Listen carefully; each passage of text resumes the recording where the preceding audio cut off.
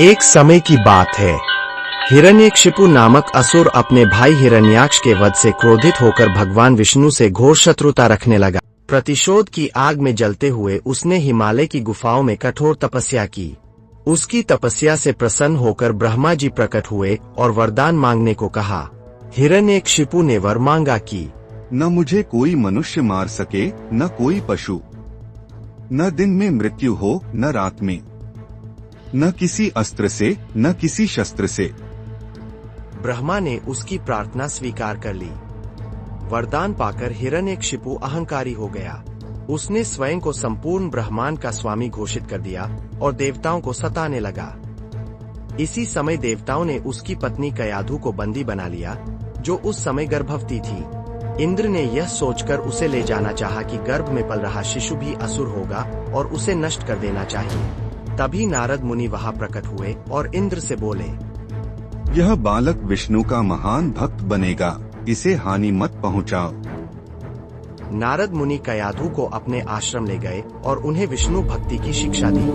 मां के गर्भ में ही प्रहलाद ने यह भक्ति ग्रहण कर ली। समय बीता और प्रहलाद का जन्म हुआ। बचपन से ही वह भगवान विष्णु का नाम जपने लगे। उनके शरीर से दिव्य आभा फैलती रहती थी। जब वे गुरुकुल में शिक्षा लेने गए तो आचार्य उन्हें असुरों की महिमा सिखाते, परंतु प्रहलाद हर समय केवल नारायण नारायण जपते रहते। गुरुगण क्रोधित होकर राजा हिरण्यकशिपु से शिकायत करने लगे। हिरण्यकशिपु ने प्रहलाद को बुलाकर कहा, मेरे शत्रु विष्णु का नाम लेना बंद कर दे। लेकिन प्रहलाद ने दृढ़ता से उत्तर दिया, पिताश्री, विष्णु ही सबके स्वामी हैं। मैं उनका भजन कभी नहीं छोड़ सकता। पुत्र की भक्ति देखकर हिरण्यकशिपु क्रोध से पागल हो गया।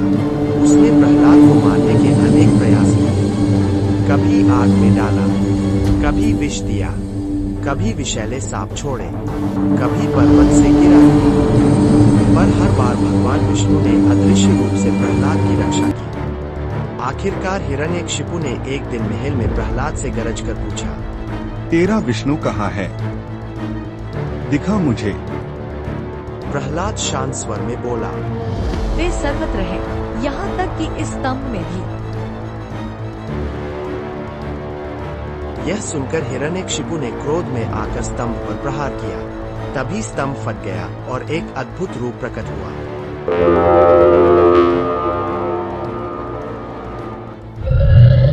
आधा मनुष्य, आधा सिंह, भगवान नरसिंह। संध्या के समय महल की देहरी पर नरसिंह भगवान ने हिरण्यकशिपु को अपनी जांघों पर बैठाकर नखों से चीर डाला। इस प्रकार ब्रह्मा के वरदान की सारी शर्तें भी टूटी और अत्याचारी असुर का अंत हो गया।